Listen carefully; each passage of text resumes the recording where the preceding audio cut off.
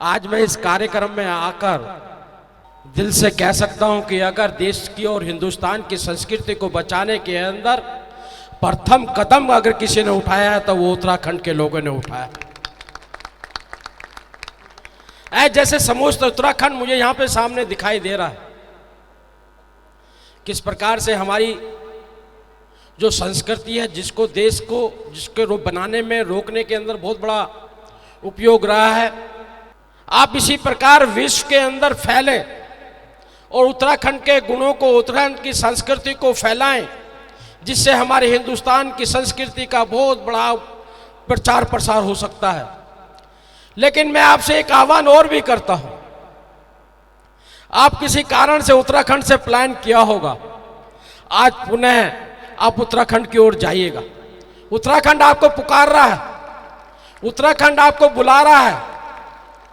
आप जिस दिल्ली के अंदर रह रहे हैं, ये हिंदुस्तान के सबसे पॉल्यूटेड स्टेट है, पॉल्यूशन है। और वहीं आज मैं सर्वे पढ़ रहा था कि उत्तराखंड विश्व के 100 अच्छे शहरों में, स्वच्छ शहरों में उत्तराखंड का नाम आया है।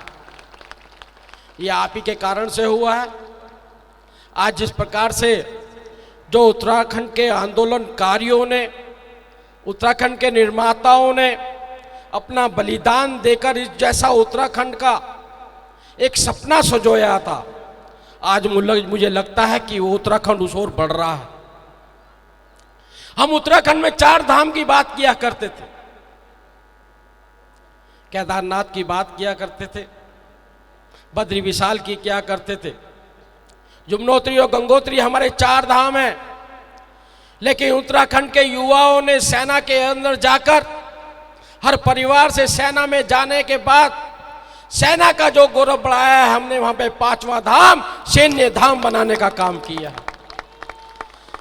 विश्व के अंदर कहीं भी सैन्य धाम नहीं है, लेकिन उत्तराखंड की माता और बहनों ने जो युवाओं को जन्म दिया है, उसके कारण ये आज हिंदुस्तान के अंदर, मेरे ख्याल अजय भट्ट जी बता पाएंगे, सैन्य धाम बन रहा है तो उत्तराखंड के अंदर बन रहा है। आज विश्व के अंदर देखते हैं हम, वहां पे उत्तराखंड की सरकार जिस प्रकार से काम कर रही है, सड़कों का निर्माण चल रहा है। हम 1 रुपए के अंदर नल और नल में जल देने का काम कर रहे हैं।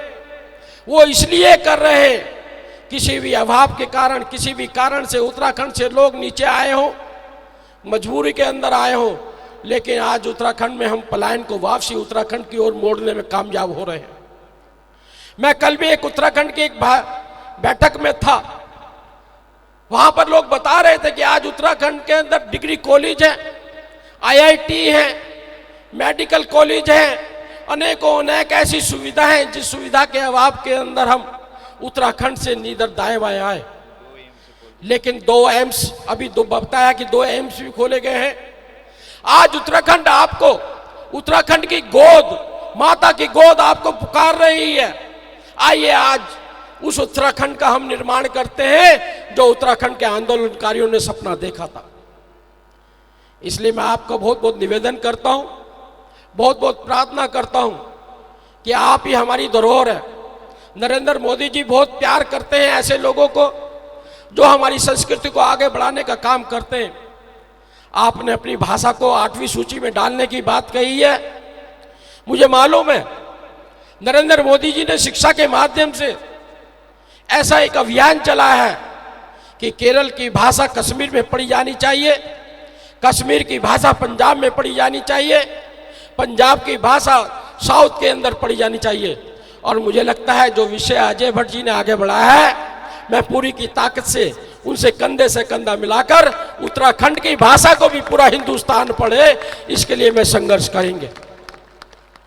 क्योंकि हम देश की संस्कृति को ऐसे ही पिरो सकते हैं। हम क्या खाते हैं, क्या पीते हैं, देश का एक एक जो राज्य होता है, उस राज्य की दूसरे राज्य में आदान प्रदान होता है। बल्कि भाषा ही एक ऐसी है जो शंकराचार्यों का काम करती है। शंकराचार्य पीठों का निर्माण भी इसलिए हुआ था कि एक संस्कृति को दूसरे देश के अंदर, दूसरे राज्यों में पहुंचा जाए। चारों तरफ से बांध कर एक मजबूत भारत दिखाई देना चाहिए। और ये भाषाएं भी उसकी एक श्रृंखला का भाग होता है। मैं पुनः आपके आयोजकों का, आपने जो जिस प्रकार से ये भव्यता आज दिल्ली के अंदर मैं देख रहा हूँ, और उसी भाषा में, उसी ड्रेस में, उसी परिस्थिति, उसी स्थिति में देख रहा हूँ जो उत्तराखंड में दिखाई देती है।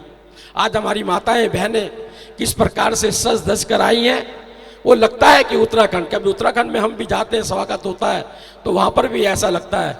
लेकिन आज क्योंकि मैं दिल्ली का हूँ, दिल्ली में पैदा हूँ, आज मेरी दिल्ली भी उत्तराखंड में दिखाई दे रही है। मैं आपका बहुत बहुत पुनः स्वागत करता हूँ। बहुत बहुत धन्यवाद।